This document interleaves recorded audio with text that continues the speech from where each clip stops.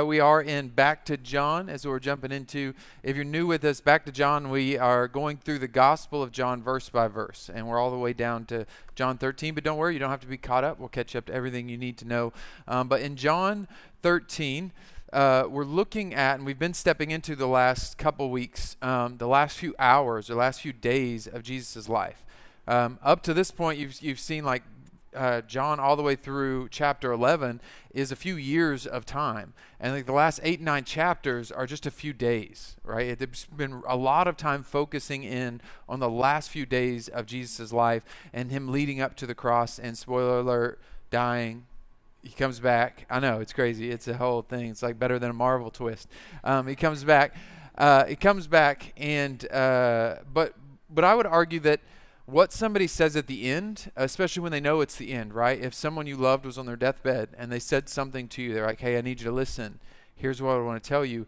I would lean in. You know what I'm saying? Like don't pull the plug yet. Lean in. Let's really hear what they have to say first, right? If somebody's in that moment, what they say probably is going to carry more weight. And so Jesus makes this statement, knowing it's the end, knowing it's taking place, knowing he's about to be done. He makes a statement to his disciples that I think is really important, is really something he's saying, I need you to lean in. And so we're going to look at the end of John 13 and then talk about what that might mean and what he's talking about in the rest of John 13. In verse 34 and 35, he says this, a new command I give you, love one another as I have loved you, so you must love one another. By this, everyone will know that you are my disciples if you love one another. A new command. Before I leave, I want to tell you the one thing. I want to tell you the singular command, the most important thing, in my opinion. This would be the most important thing you can do. If you can let everybody know who you are, the way you're going to do that is how you love one another. And I can't overstate how controversial this would have been. Right? Today's society, we are all kind of raised up with a Judeo-Christian background, right? Like our culture kind of glorifies Christianity. Our culture glorifies love. Love matters to us. It's a big deal. But that's not the background where they're at. It's very extreme for them to say that. Like you've got the Roman Empire that glorifies strength, survival of the fittest. Love is not a part of the equation. Love is a side benefit if it happens. But most of it is about the heroes that can overcome all of their weaknesses and do something really big. Right? You look at even the most of the world glorifies strength, right? There was a book that's really, really old called The Antichrist by Friedrich Nietzsche, and he argues how dangerous Christianity is because it's going to exalt the weaker people in our society. We really need to have a strong society. We really need to have the survival of the fittest, and still Jesus says, love. Love, not be strong, not be impressive with your knowledge, not be impressive with what you know, with what you can do, not be impressive by how much you control. Don't show the world who you are based on how much money you've got or how big your company is or how amazing your family is. No. Love. That's how they're going to know your mind. That's how they're going to know you're one of my disciples. And that's a big deal. But then he takes it a step further. So in John 13, the context of what he's saying is you must love the way that I've loved. So John 13 shows the way that he loves. And what happens is at the Last Supper, all the disciples are gathered around and he decides to wash their feet. Right? Some of you, you're going to maybe go one extreme like, oh, that's really amazing. Or, ugh. Oh, that's sad. I don't like feet. But he decides to wash their feet. And not just anybody's feet. I mean, your feet. Maybe we're going to wash feet today. Go ahead and get your socks off if you want. Ready? We'll come up. Or I'll just let y'all wash mine. How about that? That'd be gross. You don't wash my feet, I promise you. And yet, Jesus kneels down and washes each of his 12 disciples' feet. He kneels down and washes their feet. And this would have been a position of a servant. He was already acknowledged as the Son of God. He was already acknowledged that his power as the Messiah. They've seen him raise the dead back to life in Lazarus in John chapter 11. And yet he kneels down and takes the place of a servant and washes their feet. The feet of guys who probably walked around in sandals. So it's probably extra dirty. There's probably extra nasty feet because you're walking around just going from one house to the next in dry areas where you've got sweaty feet. It's going to be nasty. And yet he lowers himself to love them that way. And when he says, love each other the way that I've loved you, it is be willing to lower your status. Be willing to submit to some things that might be embarrassing to you to show love. Be willing to not look like the strongest in the room, the most important in the room. The way that I've loved you, that's the way I want you to love. I want you to love the world the way that I've loved you. Love one another the way that I've loved you. And that means putting down our status and loving people no matter what the world thinks about what we look like, no matter what the world thinks about what we're doing, how gross it may seem, or how unacceptable it may be, or what we think we're justifying by washing someone's feet. But no, wash their feet. Love the people that are unlovable. Love the ones that are around you that should be beneath you. Love them too. Love them all. And Jesus is taking to another extreme, right? He's saying, do as I've told you to do as I do. But Jesus is doing it to people he's washing the feet of people who are, one, Peter, who's about to betray him. And what it seems clear is that Jesus knows Peter is about to betray him. At least by the end of the chapter, he knows Peter is going to betray him, and yet he washes his feet anyways. While knowing the guy that he's sharing dinner with, the guy he spent 3 years with is going to betray him in just a few hours, Jesus kneels down and washes Peter's feet. There's a further extreme, and this one's more clear. He knows that Judas is one of the 12. And Judas is not just about to deny him like Peter denied him, but Judas is going to betray him. Maybe I said that about Peter. Peter just denies him. Judas betrays him.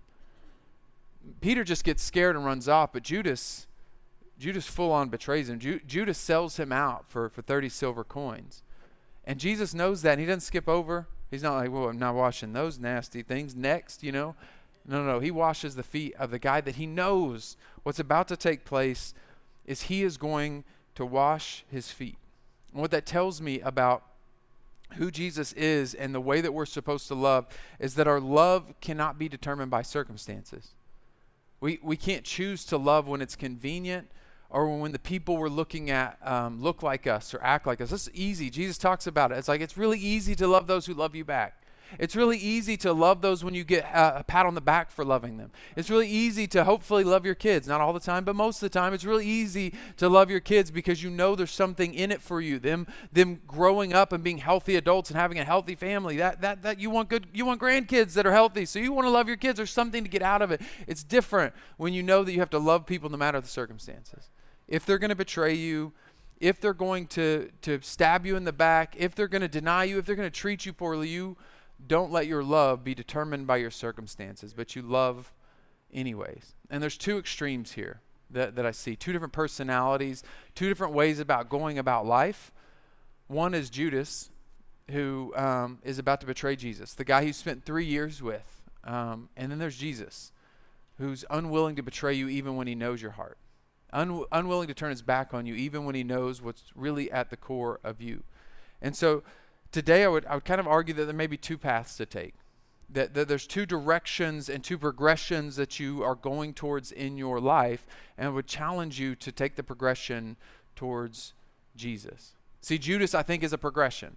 Right? Judas is, for most of Christianity, Judas is like the guy that epitomizes evil, right? He's going to betray Jesus, and there's all of this kind of like, how does Judas get there? I think Judas progresses. I think Judas progresses into who he is. I don't think he starts out. And I'm saying this because I think all of us at some point can be followers of Jesus and then start progressing the other way. Because what we're looking at, what I'm challenging us to look at is which direction are we heading? Are we heading to look more like Jesus? I'm not saying you're there yet. I'm not saying you perfected it. But are you over here looking more like Jesus, or are you over here looking more like Judas? Which way are you progressing? Not which way are you at? Because none of us are going to all the way look like Jesus, but hopefully we never even start to look like Judas. Which way are you progressing? See, I would argue our faith, we need to kind of see it year over year. We need to see it like on a long-term scale. Like not just how did I fail today, but which direction am I heading? Which path am I heading down? Like in a year, am I going to love people more than I love people today? Am I going to love people better in action than I do in this moment, in this hour? Or am I getting less than? Am I starting to decrease in my love? If you were to look at stocks, you don't really measure, if you're looking at value stocks and long-term stocks, you don't measure the stocks based on how they do in a singular day. One day is just a bad day. But you do want to look at them year over year.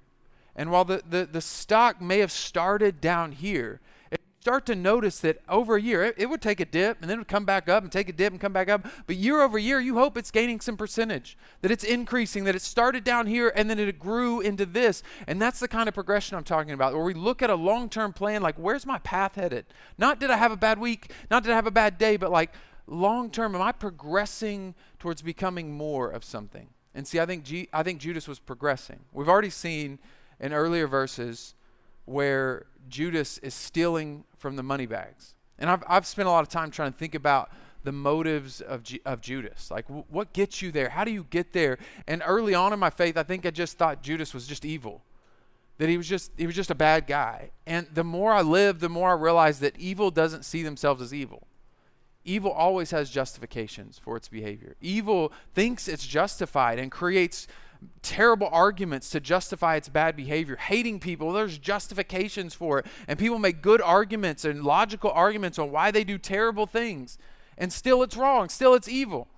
I don't think Judas is any different. I think he progressed. I don't think think Jesus picked him like, you're the worst guy I've ever seen in my life. Come follow me. And all the 12 disciples had to put up with Judas for 3 years, who was just awful, kicking babies and just running around punching women, just all the stuff. You know what I'm saying? Like, I don't think he started that way. It's terrifying. There's a show out called The Chosen, which I usually don't like Christian movies, Christian TV, because it ends up being really cheesy most of the time. But Chosen does a really good job. And it's terrifying at the beginning, and it's not finished yet, how likable they make Judas. How friendly he seems and how much he has good heart. And I actually think they're accurate. I think Judas probably started out with good intentions and found justification until his progression, the direction he was headed, was to become more like what he wasn't supposed to be. He was stepping away from the value God had placed him. And that's the danger, that we could, like, the scary thing to admit is that we could all be Judas. We could all follow Jesus and start out with good motives, but slowly take one step in the wrong direction. Slowly decrease instead of increase. Slowly just get a little bit more justified in our bad behavior. See, Judas, I think, progresses, even in his decision to betray Jesus. It says it like this, this is them at the dinner in verse 2 of John chapter 13. It says, the evening meal was in progress, and the devil had already prompted Judas, the son of Simon Iscariot, to betray Jesus. See, at the beginning of verse 2, he's just got a prompting. Or at the beginning of John, he's got a prompting. He's got an idea that some of the translations say that Satan had kind of placed the thought in his heart. He had dropped it in his heart. He's got an idea about betraying. He's thinking about doing it. Maybe he's started to plan it, but he hadn't done it yet. He hasn't decided yet. And there's this progress. I would bet Judas thought it was his idea. I don't know if you have ever had these ideas where you're just like, where'd that come from? That was a good idea. I'm going to do this thing. And it turns out to be a train wreck. You know what I'm saying? Like, yeah, I'm going to date that person. This seems like a really good idea. All your friends are like, this is a terrible idea. Actually, don't. There's all kinds of red flags. But red flags are also at carnivals, and sometimes carnivals are fun. So let's date that person, right? Like, we got all the things that, like, we justify, and we think it's our idea, but maybe it's not. If it doesn't line up with the value system that God has placed in our life, maybe it wasn't our idea. Maybe Satan is prompting us to do things that we think are our ideas and our plans and our dreams, and all of a sudden we look back and we're like, that was not a carnival at all. That was a ride of nightmares. That was not a good time. Like, the bolts were falling off. Everything was falling over. It was very dark and smoky. I don't know what that was, but that was not a good ride. He started with an idea, and what we get to is this idea that sometimes, like, so maybe for Judas, had, and there's a lot of theories on what Judas did and why he did it. Some people argue that one of the reasons maybe he took the 30 silver coins was to pay back the money bag that he was stealing from, so that he didn't get caught stealing. A lot of people have argued that Judas was a zealot, and that Judas was like passionate about a physical revolt. And because Judas had seen Jesus walk through crowds on a number of occasions and not get caught. There was one time where Jesus was about to get thrown off the side of a cliff, and all of a sudden Scripture says he just walks through the crowd. We don't know how. It's just miraculous. They all are frozen and they can't move. We don't know how he's just able to walk away, but they don't touch him. When they're right there with the crowd, with the majority, about to throw him off a cliff, he just walks through them. And Judas would have seen that. So maybe Judas was like, listen, I'm going to spark the revolt. I've got justification for what I'm about to do. Maybe Judas was trying to initiate the revolt against the Roman Empire because he believed that's what God really wanted. But what I would argue in our life, just like in Judas's life, that the end doesn't justify the means. Many times the things that we're doing or about to do and step away from our value, the way that God has called us to be, the thing God has dreamed for us, this big, beautiful plan for our life, the step away from that is like, but the result is worth it. And I would argue not just that the ends don't justify the means, but what you're accomplishing doesn't justify what you're becoming. Whatever it looks like in your life, what you are accomplishing does not justify what you're becoming. Who you're becoming always trumps what you're doing. And that in your life, if you're thinking about doing that next thing that looks good, maybe it's like, well, I mean, I'm going to make a bunch of money the wrong way, but I can give to the church. Please don't. If you do it anyways, go ahead and give to the church, but don't justify it by making that, right? Like God will redeem your bad choices, but also don't. I would rather have you become who God has called you to be than the church have a bunch of money. Because who you're becoming trumps what you're accomplishing. As a matter of fact, there are times in Scripture where people do bad things and God uses it anyways, but they're never justified for their bad thing because of that. It's not like, well, because I used it for a good thing, you're good. No. They get punished even though God used it, even though God leveraged it. There's times where Babylon is like the hammer that destroys Israel. And so you would think Babylon is justified. It's exactly what God used to destroy Israel. And guess what? Babylon gets punished right alongside Israel. Because it's not about what you're doing, it's about who you're becoming. And it never justifies that next step. So what I would argue is wherever you're going, whatever you're doing, whatever you're thinking about, don't step away from your value. Your value. See, that's what sin is. Sin is stepping away from your value. Sin is stepping away from who God has called you to be. All that God has designed for you, that's what sin is. It's missing the mark. And for many stages of your life, you're going to start measuring like, not does it hit, like, because we like to make real clear lines. Right? In Christianity, we've made real clear lines of what sin is, and it makes us feel good because then we can have, like, if as long as I don't drink, cuss, and smoke, I'm good. You know what I'm saying? Like, that's our line. That was our line in the 90s in Christianity. Just don't drink, cuss, and smoke. Then you're good. Everybody's fine as long as you don't do those three things. You can gossip. Yeah, gluttony's totally fine. I mean, we were really good with that in the 90s. And so it's like all the things were fine that weren't in Scripture, but we had drawn clear lines to justify our behavior, but it really wasn't about those lines. It was about whether or not we were stepping away from who God had designed us to be, that who you're becoming matters. We have a core value that says it this way, that we will honor Christ and his church with integrity. If we live with integrity, nothing else matters. If we don't live with integrity, nothing else matters. That we, who we're becoming, matters. And if we accomplish everything and we do all this, look at the building we built as a church, look at how many people we're reaching, but we do it without integrity, it didn't matter. It'll fall in on itself. It'll cave in on itself. It won't matter. But if we do everything we can that God has called us to be honest and faithful and true to everything he's called us to, and it still falls apart, didn't matter anyways, because who we were becoming trumped what we were accomplishing. That our integrity matters. And you've heard people throughout Christianity be really angry at sin. And I'm angry at sin. But I would argue the motive of why we're angry matters. And sometimes we heard that God was angry at sin because he was angry at us. But God's not angry at sin because he's angry at us. He's angry at sin because it hurts us. That sin will corrupt you and make you become something you never thought capable of. Some of you have walked down that path before and found out who you could become. And some of us, myself, I'm so terrified of knowing who I become. I'll create all the boundaries, all the guards, all the accountability because I want to become who God has created me to be. I know what I'm capable of. I know the darkness that I'm capable of, so I'm just not going to go there. And for many of you don't think you're capable of it. For some of you, you're in danger because you think you're immune to it. But no, that's a human condition. You are capable of dark stuff if you start stepping away from your value. Say it this way, I've heard it said this way before, that sin will take you further than you want to go, keep you longer than you want to stay, and cost you more than you want to pay. And it will. It'll just keep going, and it's insatiable. And it'll just be one little thing. It won't be a big deal. It'll just be one little thing. I mean, you'll know it's wrong maybe, but like it's justified because I really need this thing. It's justified because I really want it. It's justified because fill in the blank. And if it's stepping away from the value of who you are, if it's stepping away from what you're becoming, don't do it. And that's why sometimes it looks like sin is gray. Because James tells us that if somebody knows the good that they ought to do and doesn't do it, that's sin for them. So it's like there's a moving benchmark of what that is. Because what I thought was good yesterday, I found out there's better things and more important things today. And there were things that I didn't know were even good, and then I found out they were good, and then I needed to step into those.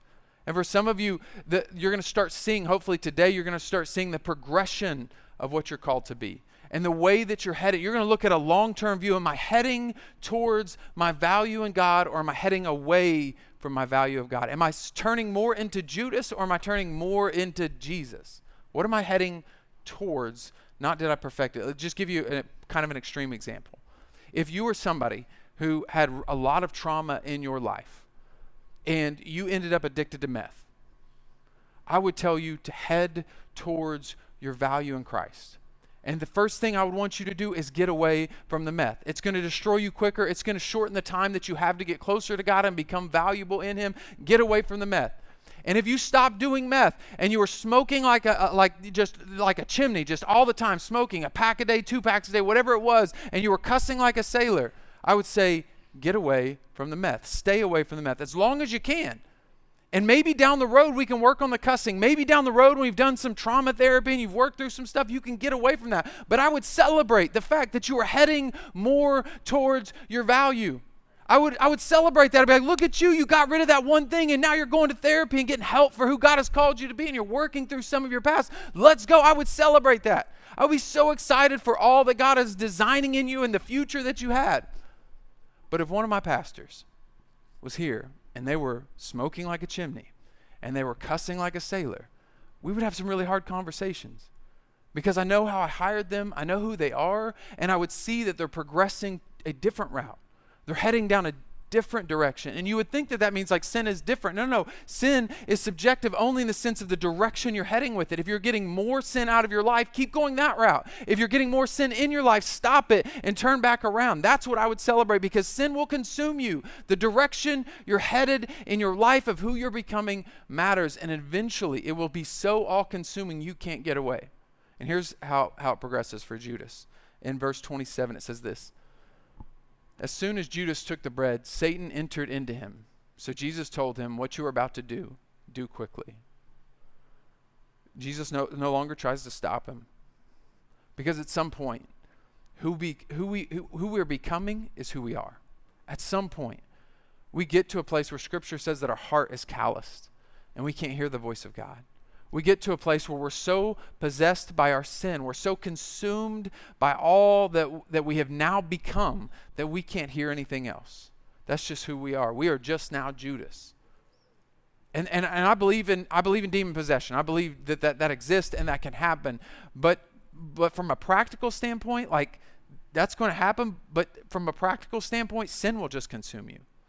I don't need to wait till a demon's inside of you to see that sometimes you can get to a place where you're so callous that you are fully consumed by Satan. You're fully consumed by the value system of him and what he wants you to be, and you'll justify every bad behavior, every excuse, every gossip, every sin you can justify, you'll justify, because you are fully consumed with his value system rather than God's value system. And so today it matters, because who you're becoming matters, and that you would progress towards him, because evil will consume you. And the good news is this, is that if you're here and you can hear me, if you're here and you actually have heard the sermon that I'm preaching and you haven't checked out and you don't know what's happening, you're like, wait, where am I? What's happening? God is still speaking to you. You are not too far gone. You are not too callous, because you're here and the voice of God can speak to you still. You are not too far gone to turn around and go, okay, where's my value, God? I'm so sorry. My bad. Let me find you. Let me see you. And the progression of what it is, what happens in this progression is, if you were heading more towards like Judas, you were heading more towards being trapped, to where you can't hear anything, you can't do anything, you just become sucked into it. But if you head more towards like Jesus, you are heading more towards freedom. See, the freedom that is found in Jesus is able to love no matter his circumstances. Judas is determined by his circumstances. He becomes whatever his circumstances dictate. He is trapped by his surroundings. Jesus is always who he is no matter where he is at, because he's free to be him no matter his circumstances.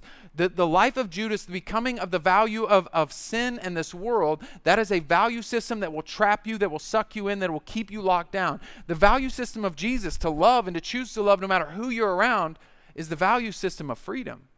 That I'm not a victim. Jesus said, I'm not a victim. I'm sorry. I knew he was going to betray me, and I loved him anyways. I'm not telling you to be stepped on. I'm not telling you to let the world, to guilt you into love. I'm not telling you that at all. As a matter of fact, I'm telling you to choose it. To know that they might betray you and love them anyways. That's freedom. My circumstances don't dictate who God has called me to be. God dictates that. And that will set you free from saying anybody did anything to you. No, I did what I was called to do. What they did was on them. What Judas did was on him. How my workers, how my co-workers, my boss, my company, how they treated me, that's on them. I lived with integrity. I did what God had called me to do. And my God's got my back, so I'm not worried about the rest of the stuff what the world did. They didn't step on me. I did what God had called me to do. And Jesus, there's this prophecy that Jesus references at that moment. And this prophecy is about Jesus, but I think it's about all of us. It's true for all of us. And he references how Judas is eating the bread with him and how he's going to betray him. And it's a reference to Psalm 41:9. Let's take a look. Psalm 41:9. Even my close friend, someone I trusted, one who shared my bread, has turned against me. I think this is a prophecy about Jesus, but I think it's a promise for us too. That you can know, that you can almost guarantee that there are going to be some people that you're going to sit and eat with, that you're going to let in. Jesus let him in for 3 years. And we're not talking about just like 3 years of acquaintances. We're talking about 3 years in the same house doing life together. They were traveling everywhere together. They were really, really close. I don't know if you, like, there's a very intimate relationship that they're involved in that moment. It's really deeply connected. They're eating together all the time. They're traveling together all the time. They're always together. That's an intimate relationship in 3 years, to get to know somebody like that. And yet he says, he betrayed me. Someone's going to betray you. Someone's going to betray me. And Jesus says, love anyways. Even though they might try to hurt you, even though they might try to do the thing again, love them anyways. Because who you are cannot be determined by your circumstances. What real freedom is finding out that you know who you are and who you're called to be. And it doesn't matter what the world does, you're going to love anyways. And again, it's a progression. I don't need you tomorrow to crush it. I don't need you tomorrow to perfect it. I just need you to be progressing towards it. Some of you, like right now, you're terrified because you know, like, there's some people you want to love, but they're outside of what therapy would call your window of tolerance. They're outside of that. Like, you know you're going to crumble if you go try to love them because they've hurt you. They've done some things to you. And I'm not telling you to put yourself at that risk, but I am telling you to progress towards it. Maybe the person that you know you got to forgive and that you got to learn how to love despite the circumstances, you're going to love them. You just start with a prayer. It's just, I'm not going to wash their feet yet. I'm not there yet. I can't go to their house and wash their feet. I can't go and do the thing that would show the most love. But today I can start with, God, help me. Help me forgive them. God, help me love them. And I can just start progressing. I know whenever I struggled with forgiveness, if I would have saw the person, I would have put my hands on them. And I dreamed. I knew I couldn't, so I chose not to. But I did dream about justifying slashing some tires. I mean, that was a daily, but I mean, it would send a message, Jesus, and it wouldn't be hurting anyone technically. So, surely I could get away with that, right? No one's going to catch me. No one's going to believe the youth pastor slashed somebody's tires back then. You know what I'm saying? It wasn't me. No one, yeah. And yet, the progression was to learn to forgive, and it started with just, God, help me. Help me to love them despite who they are and how they've hurt. And it's going to be the beginning of it, not from guilt, not from shame, but it's going to be because who you're becoming. That you've chosen to become more like Jesus, and you're going to decide they don't get to hold the power to control you. They don't control who you are. You are who God has called you to be. Now do the thing. And Jesus says, do what I've done. Here's what he says in verses 14 and 15. Now that I, your Lord and teacher, have washed your feet, you also should wash one another's feet. I have set you an example that you should do as I have done for you. Jesus' example is to wash some feet. Now, in his day, this would have been customary. You show up to a house and you were a guest to a house, there would have been a bowl for you to wash your feet and probably a servant to wash your feet for you, right? If it was a nicer house, they would have had a servant for you to wash your feet. If not, it would just have been a bowl because we can't afford a servant, so you just wash your feet. But we're going to at least provide the bowl and the towel. But the owner of the house, the Lord of the house, the master of the house is not going to wash your feet for you. So Jesus is clearly putting himself in a position of servant to wash their feet. And so I'm not sure that this is contextually the same. I'm not actually telling you to go physically wash some feet. It's going to be real weird. Like, honestly, if you're like, Jared, I want to serve you. You're my pastor. I'm going to wash your feet. My feet are ticklish. It's going to be real weird for both of us. I'm not going to feel loved. I got hobbit feet. They're nasty, hair all over the top. I know there's things you didn't want to know about your pastor, but welcome to TheBrick.Church. They're nasty feet, and I'm ticklish. You don't want my sister still has trauma from my stinky feet as a kid, okay? Like, legitimately has trauma based on it. So I don't need you to wash my feet. But for some of us, it's going to be choosing to lower our position to love someone. It's going to be choosing, like in Life Kids, we got boss people, like bosses of companies. We got people who got high status in society, and they wear real nice clothes to work, but on Sunday they put on Brick Kids shirts. And they wipe some snotty noses, they change some diapers, they disciple little kids, and they serve you so that you can come in and worship without your little 3 and 4-year-old getting on your nerves the whole time. You know what I'm talking about. They're lovely. They are lovely, but they are annoying when you're trying to worship. You know what I'm saying? And they lower their status on Sunday to serve. There are people that are bosses, that are important people in society, and you probably don't even know their status, and they'll throw on a host team shirt to serve and to lower their status, and all they're doing is holding the door open for you. You know a doorstop can do that? We could just put door stops on those. But no. It's about who we're becoming and learning how to serve and making sure someone new walking through that door feels served and loved. It is not about the door. It is about our heart to say, welcome. This is a spot for you. We've got a place for you, and we will serve you. No matter, I'll pour you. You want a cup of coffee? I'll pour you a cup of coffee. Who we're becoming matters more than anything the world can tell us or any output we could have. And so today, whatever it looks like to love, it may look like his example where you lower your status and choose to love. Choose to love. Maybe Thanksgiving coming up. There's going to be some family members that you can be around, and it's time. It's time to love them. They got crazy political views. They're all into either conspiracy, left or right, and you're like, woo, they're kooky. And you're going to love them. You're going to be like, hey, can I get you? It's always an uncle, right? Uncle so-and-so, can I get you another cup of tea? Can I get you something? What do you need? And they're going to be like, what's wrong with you? Nothing. I just want to love you. You normally don't like me. No, I know. But today I'm going to love you anyways. Because who I am is not about who you are. Who I'm becoming matters more than any of my circumstances. And you're going to learn to love your family, and you're going to learn to love the people you don't like, and you're going to figure out how to love, because who you're becoming matters. Wherever that's at work, you're going to find out that, like, maybe you got the title, but maybe the title Jesus gave you matters more.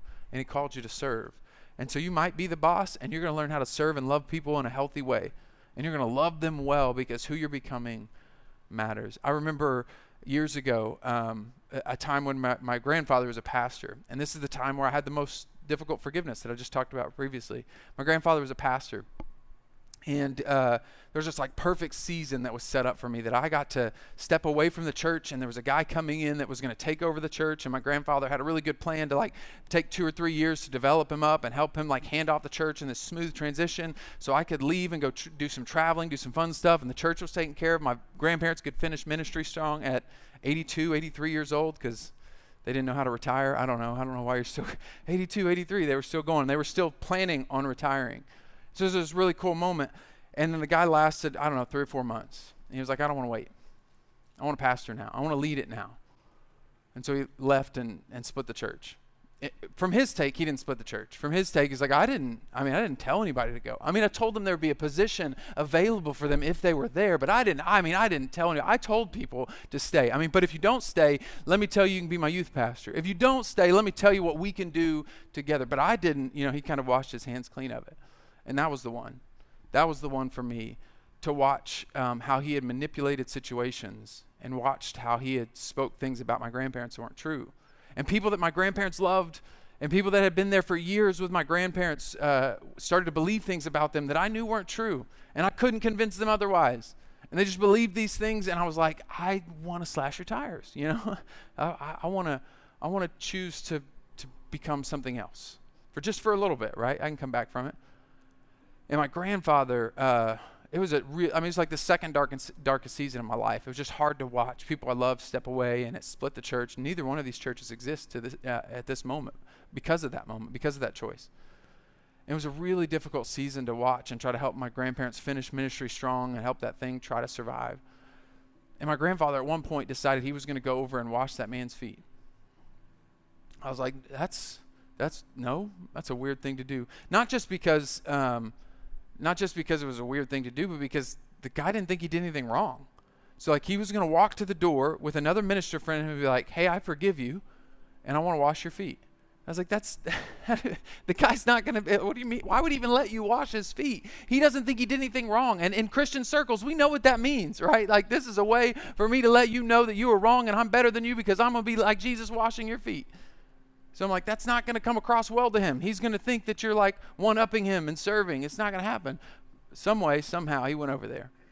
And the man let him wash his feet. And I just thought, that has got to have been the weirdest foot washing you've ever experienced in your life. And I thought it was the craziest thing. And it was years later. I thought for years it was the weirdest thing to do. It didn't make any sense, but it was what my grandfather needed to do. And it was years later that I realized it really wasn't about the other guy. It really wasn't. Like my grandfather thought it was, and he thought it was the right thing to do to love him well, but it was really about my grandfather deciding who he was becoming.